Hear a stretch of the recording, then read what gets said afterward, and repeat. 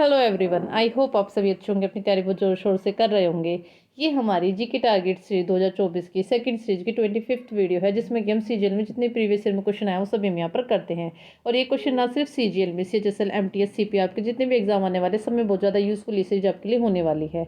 और हमारी daily video evening में शाम 5 बजे हमारे चैनल सोनी गौरव एसएससी जीके पर अपलोड कर दी जाती है। तो आप ऐसे हमारी वीडियो देखते रहिए और हमारे चैनल को सब्सक्राइब कीजिए, वीडियो को लाइक एंड शेयर कीजिए। हम आपके लिए बहुत ज़्यादा मेहनत कर रहे हैं। और हमने अपनी फर्स्ट सीरीज भी कंप्लीट करा दी है, जिसमें कि हमने 2022 में जितने भी सीजीएल की शिफ्ट आई थी वो सभी हमने वहाँ पर कराई हैं। और अब हमने अपनी सेकंड सीरीज स्टार्ट की है, जिसमें कि हम 2023 में जितनी भी सीजीएल की शिफ्ट आई हैं वो सभी हम यहाँ पर करा रहे हैं। आई होप आपको हमारी वीडियो बहुत ज़्यादा अच्छी लग रही होगी। आइए आज की क्लास हम अपनी स्टार्ट करते हैं। क्वेश्चन नंबर 1, प्रधानमंत्री कौशल विकास योजना किस वर्ष आरंभ की गई थी। इसमें पूछा गया है बच्चों, प्रधानमंत्री जो कौशल विकास योजना आई थी वो किस वर्ष मतलब स्टार्ट की गई थी। तो बच्चों 2015 में स्टार्ट की गई थी। कब की गई थी? 2015 में। और अगर आपसे पूछ ले कि 2015 में भी कब स्टार्ट की गई थी, तो बच्चों ध्यान रखना 15 जुलाई 2015। कब? 15 जुलाई 2015। 15 से याद रखना, ठीक है। क्वेश्चन नंबर 2 पढ़ते हैं। कौन सा भारतीय संविधान में मौलिक कर्तव्यों के अंतर्गत नहीं आता है? आंसर है वयस्क मताधिकार का प्रयोग करना, ठीक है। ये मौलिक कर्तव्यों के अंतर्गत नहीं आता है। मौलिक कर्तव्य कब जोड़े गए मैंने बता रखा है 51A के तहत, और ये 42 अमेंडमेंट हुआ था 1976 में हुआ था।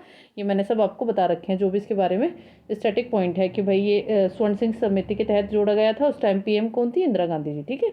आइए क्वेश्चन नंबर 3 पढ़ते हैं। मिलान करें।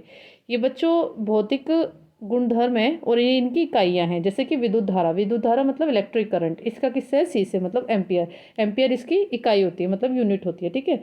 सेकंड है वोल्टेज। वोल्टेज की यूनिट क्या होती है? वोल्ट होती है, ठीक है। और थर्ड है धारिता। धारिता की क्या होती है बच्चों? वो होती है फेरेड, ठीक है। और फोर्थ है चुंबकीय क्षेत्र। फोर्थ क्या है? चुंबकीय क्षेत्र। उसका कौन सा होता है बच्चों? टेस्ला। क्या होती है? टेस्ला, ठीक है। विद्युत धारा की एम्पियर होती है, वोल्टेज की वोल्ट होती है, थर्ड जो कि धारिता है उसकी क्या होती है? फेरेड होती है, और चुंबकीय क्षेत्र की टेस्ला होती है, ठीक है। क्वेश्चन नंबर 5 पढ़ते हैं। कौन सा बंदरगाह भारत के पश्चिम तट पर स्थित नहीं है? आंसर है हल्दिया। जो बच्चों ये हल्दिया पोर्ट है ना, ये वेस्टर्न घाट पे नहीं है बच्चों। ये कहाँ पर है? ये हमारे ईस्टर्न साइड में पड़ता है। ईस्टर्न साइड में भी कहाँ पर? ध्यान रखना बच्चों, पूछा जाता है एग्जाम में। तो ये हमारे वेस्ट बंगाल में होता है। कहाँ पर है? वेस्ट बंगाल में ये पोर्ट पड़ता है, ठीक है। हल्दिया पोर्ट कहाँ पर है? वेस्ट बंगाल में, ठीक है, मतलब ईस्टर्न कोस्ट पे है ये। क्वेश्चन नंबर 5 पढ़ते हैं।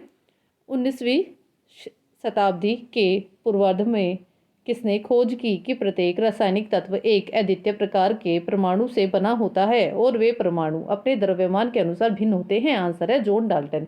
किसने की थी बच्चों? डाल्टन जी ने।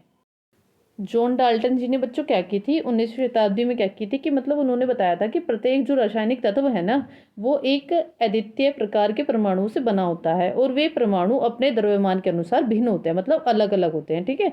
किसने बताया था? जॉन डाल्टन जी ने। कब? 19वीं शताब्दी के, ठीक है, पूर्व से, मतलब थोड़ा से पहले, है ना। क्वेश्चन नंबर 6 पढ़ते हैं। हिमालय के किस भाग में इसकी सबसे ऊंची पर्वत चोटी कंचनजंगा स्थित है? आंसर है दार्जिलिंग तथा सिक्किम। हिमालय कहाँ पर है बच्चों? कंचनजंगा जो हाईएस्ट पीक है वो कहाँ पर है? दार्जिलिंग तथा सिक्किम हिमालय के बीच में, ठीक है बच्चों, यहाँ पे पड़ती है, ठीक है। क्वेश्चन नंबर 7 पढ़ते हैं। कौन सा आधुनिक उद्योग ब्रिटिश भारत में संचालित होता था? आंसर है कपास, जूट, लोहा तथा इस्पात सभी, ठीक है। कपास, जूट, लोहा तथा इस्पात सभी आधुनिक उद्योग ब्रिटिश भारत में संचालित होता था, ठीक है। क्वेश्चन नंबर 8 पढ़ते हैं। रैयतवाड़ी बंदोबस्त, जिसमें काश्तकारों को सीधे सरकार को वार्षिक कर चुकाना पड़ता था, शुरुआत में किस प्रांत में शुरू किया गया था? मतलब जो ये बच्चों ये रेतवाड़ी है, ये सबसे पहले कहाँ पर स्टार्ट किया गया था? तो बच्चों ध्यान रखना, ये मद्रास और बॉम्बे में। कहाँ पर? मद्रास और बॉम्बे में। क्या? रेतवाड़ी, ठीक है बच्चों, ध्यान रखना, इंपॉर्टेंट है, आता है कई बार क्वेश्चन ये, ठीक है। क्या? रैयतवाड़ी, ठीक है। क्वेश्चन नंबर 9 पढ़ते हैं। 10,000 फीट की छलांग से ऊंचाई से छलांग लगाने वाली भारतीय सेना की पहली महिला स्काई ड्राइवर कौन है? आंसर है लांस नायक मंजू। कौन बच्चों? लांस नायक मंजू। बच्चों जो ये लांस नायक मंजू जी है ना, ये 10,000 फीट की ऊंचाई से छलांग लगाने वाली भारतीय सेना की पहली महिला स्काई ड्राइवर है, ठीक है बच्चों। क्वेश्चन नंबर 10 पढ़ते हैं। 2019 में अंतर्राष्ट्रीय खगोलीय संघ IAU द्वारा किस भारतीय संगीतकार के नाम पर मंगल और बृहस्पति के बीच एक छोटे ग्रह का नाम रखा गया था? आंसर है पंडित जसराज जी। कौन बच्चों? पंडित जसराज जी। इनके बारे में बच्चों एक दो पॉइंट जरा ध्यान में रखना कि जो ये पंडित जसराज जी है ना बच्चों, ये हिंदुस्तान क्लासिकल म्यूजिक से इनका संबंध था, मतलब ये वोकलिस्ट थे, गायक थे, ठीक है, किसके? हिंदुस्तान क्लासिकल म्यूजिक से, ठीक है। और ये इसका इनका घराना कौन सा था? पंडित जसराज जी का मेवाती घराना था। और बच्चों इनके अवार्ड्स है जरा वो ध्यान में रखना, क्योंकि पूछे जाते हैं एग्जाम में। देखो बच्चों, इनको पद्मश्री मिला है 1975 में। कब मिला है पद्मश्री? 1975 में। कब मिला है पद्मश्री? 1975 में। और इनको पद्म भूषण भी मिला है। पद्म भूषण कब मिला है? 1990 में। कब मिला है पद्म भूषण? 1990 में। पद्म भूषण कब मिला है? 1990 में। और इनको पद्म विभूषण भी मिला है 2000 में। पद्म विभूषण कब मिला है? 2000 में। बच्चों मैं बार बार रिपीट इसलिए कर रही हूँ ताकि आपको यहीं पर याद हो जाए, ठीक है बच्चों, ध्यान रखना। पद्मश्री 1975, पद्म भूषण 1990, पद्म विभूषण 2000 में, ठीक है, इनके बारे में। और ये क्या है? वोकलिस्ट है, और मतलब गायक है, हिंदुस्तान क्लासिकल म्यूजिक से संबंधित है, और मेवात घराने से बिलोंग करते हैं, ठीक है। क्वेश्चन नंबर 11 पढ़ते हैं। सितंबर 2021 में जिला अस्पतालों के प्रदर्शन में सर्वोत्तम अभ्यास शीर्षक ने नीति आयोग द्वारा जारी रिपोर्ट के अनुसार जिला अस्पतालों में औसतन प्रति लाख जनसंख्या पर कितने बिस्तर मतलब बेड हैं? आंसर है 24 बिस्तर। कितने बच्चों? 24। क्वेश्चन नंबर 12 पढ़ते हैं। अर्थव्यवस्था में ऋण उधार को हतोत्साहित करने के लिए केंद्रीय बैंक, आंसर है, बैंक दर बढ़ा सकता है, मतलब उसको उनको डिमोटिवेट करने के लिए क्या करता है वो?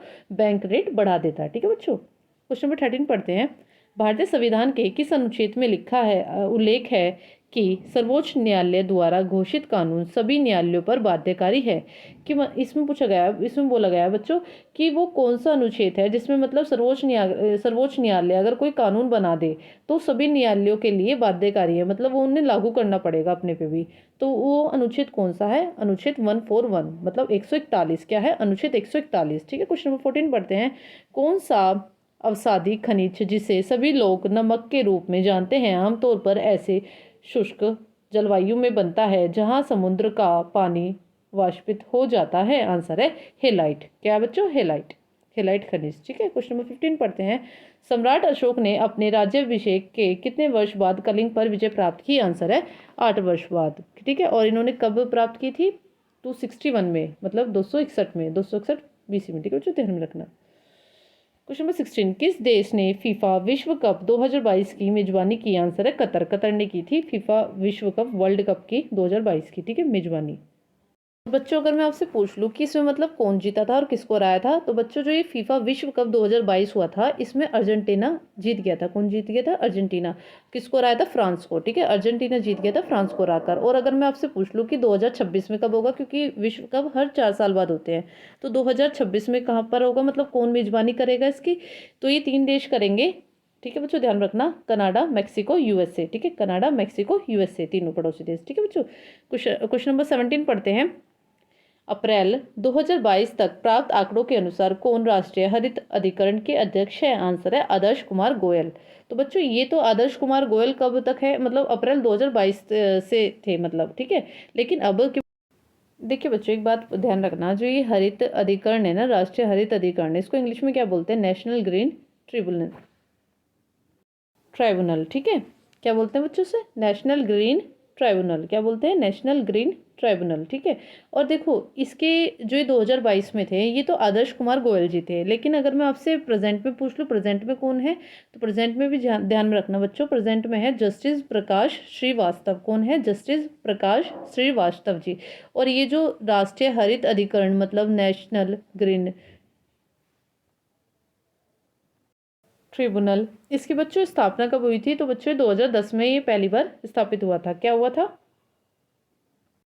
ध्यान रखना बच्चों, जो ये राष्ट्रीय हरित अधिकरण है इसकी स्थापना कब हुई थी? 2010 में। कब हुई थी? 2010 में। प्रेजेंट में कौन है? जस्टिस प्रकाश श्रीवास्तव जी, ठीक है। और 2022 में कौन थे? आदर्श कुमार गोयल जी, ठीक है बच्चों, ध्यान रखना। क्वेश्चन नंबर 18 पढ़ते हैं। वर्ल्ड कप 2022 में अंडर-19 भारतीय क्रिकेट टीम के कप्तान कौन थे? आंसर है यश डूल। कौन थे बच्चों? यश डूल। देखो बच्चों ये तो 2022 में जब हुआ था अंडर-19 तब की बात है, ठीक है। लेकिन अगर मैं आपसे, और ये जो मतलब ये हुआ था, ये कहाँ पर हुआ था और किसने जीता था, ये भी इम्पोर्टेंट है 2022 वाला। देखो 2022 वाला इंडिया ने जीता था, और ये वेस्ट इंडीज में हुआ था, और इंग्लैंड को हराया था इन्होंने, ठीक है बच्चों, ध्यान रखना कि ये जो 2022 वाला अंडर-19 जो हुआ था ना, क्या हुआ था अंडर 19, ये जो हुआ था ना भारतीय क्रिकेट टीम, तो बच्चों उसके कप्तान कौन थे? ये थे यशडूल जी, ठीक है। और ये मतलब इंडिया ने जीता था 2022 का, और कहाँ पर हुआ था? वेस्ट इंडीज में हुआ था, इंग्लैंड को इन्होंने हराया था, इंडिया जीता था इंग्लैंड को हरा के, ठीक है बच्चों ध्यान रखना। ये अंडर 19 मैंने आपको बताया था, अंडर जो भी होगा वो हर 2 साल में होगा।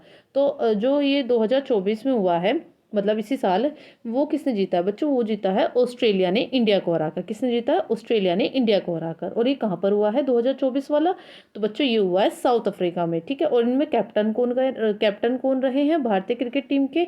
तो बच्चों वो भी ध्यान रखना, उदय शाहरन। कौन रहे हैं? उदय शाहरन क्रिकेट टीम के कैप्टन रहे हैं, किसके? अंडर 19 वर्ल्ड कप 2024 के, ठीक है। ध्यान रखना बच्चों, इंपॉर्टेंट है, एग्जाम पूछा जाता है, ठीक है बच्चों। और अगर मैं आपसे इसी क्वेश्चन में ये पूछ लूँ कि 2026 में कौन करेगा? 2024 में तो मैंने बता दिया कि ये साउथ अफ्रीका में हुआ है, और ऑस्ट्रेलिया जीत गई है इसको, और इंडिया को हराया है, और उसमें कैप्टन कौन है? उदय शाहरन, ठीक है। लेकिन मैं अगर आपसे पूछ लूँ कि 2026 में कौन करेगा, मतलब मेजबानी इसकी वर्ल्ड कप की अंडर 19, तो बच्चों ध्यान में रखना, जिम्बाब्वे और एक नामीबिया है, अफ्रीकन कंट्री है, दोनों ही करेंगी, ठीक है, Zimbabwe and Namibia. Question number 19 पढ़ते हैं। विटामिन और खनिज किसके लिए सहायक होते हैं? आंसर है हमारे शरीर में उपापचयी अभिक्रियाओं के लिए, ठीक है। क्वेश्चन नंबर 20 पढ़ते हैं। भारत में आधुनिक नृत्य का जनक किसे का जाना जाता है? भारत में आधुनिक नृत्य का जनक किसे जाना जाता है? आंसर है उदय शंकर जी को। किसे जाना जाता है बच्चों? उदय शंकर जी को। मतलब ये वेस्टर्न कल्चर में को फैलाने में काफ़ी इनका योगदान है, ठीक है बच्चों ध्यान रखना। क्वेश्चन नंबर 21 पढ़ते हैं। अलाउद्दीन खिलजी के शासन के दौरान वस्त्र बाजार को डैश के रूप में जाना जाता था? आंसर है सराय ए अदल, ठीक है बच्चों। क्वेश्चन नंबर 22 पढ़ते हैं। भारत से इंग्लैंड को धन निकासी का सिद्धांत देने वाला पहला राष्ट्रवादी कौन था? आंसर है दादा भाई नौरोजी। कौन थे? दादा भाई नौरोजी, ठीक है बच्चों ध्यान रखना। Question number 23। किस त्योहार में उबालना या उबलना का अर्थ जुड़ा है? आंसर है पोंगल, जो कि कहाँ का है? तमिलनाडु का, ठीक है। उबालना या उबलना कहाँ से जुड़ा है? पोंगल त्योहार से। पोंगल कहाँ का है? तमिलनाडु का। क्वेश्चन नंबर 24 पढ़ते हैं। ये विकार है, और जो ये हार्मोन है, ग्रंथि है, कौन कौन सी है इनमें, वो दिया गया है बच्चों। जैसे फर्स्ट है एडिसन रोग, ये किससे होता है बच्चों? ये होता है अधिवृक्क ग्रंथि से, ठीक है। अब सेकंड है हाशिमोटो रोग, ये किससे होता है बच्चों? ये होता है अवकुट ग्रंथि से, ठीक है। अब थर्ड है एक्रोमिगेली, ये किससे होता है? वृद्धि हार्मोन, ठीक है। और इसका फोर्थ है शियाद, जो कि किससे है? वैसो प्रेसिन, ठीक है, वैसो प्रेसिन, ठीक है बच्चों ध्यान रखना। क्वेश्चन नंबर 25 पढ़ते हैं। खेमराज को लोक संगीत और कुद नृत्य में उनके योगदान के लिए संगीत नाटक अकादमी पुरस्कार मिला। यह लोक नृत्य किस राज्य का है? आंसर है जम्मू और कश्मीर। जो बच्चों ये कुद नृत्य है ना, ये कहाँ का है? जम्मू कश्मीर का, ध्यान रखना। तो बच्चों आज हमने पूरे 25 क्वेश्चन कर दिए हैं। आई होप आपको हमारी वीडियो बहुत ज़्यादा अच्छी लग रही होगी। तो आप ऐसे हमारी वीडियो देखते रहिए, और हमारी डेली वीडियो इवनिंग में शाम 5 बजे हमारे चैनल सोनी गुरु SSC के पर अपलोड कर दी जाती है। तो आप ऐसे हमारी वीडियो देखते रहिए, हमारे चैनल को सब्सक्राइब कीजिए, वीडियो को लाइक एंड शेयर कीजिए। हम आपके लिए बहुत ज़्यादा मेहनत कर रहे हैं, और आगे भी ऐसे ही करते रहेंगे, और हम अपनी ये सीरीज लाते रहेंगे, कंटिन्यू रखेंगे। ओके बच्चों, bye, take care, thank you, have a nice day.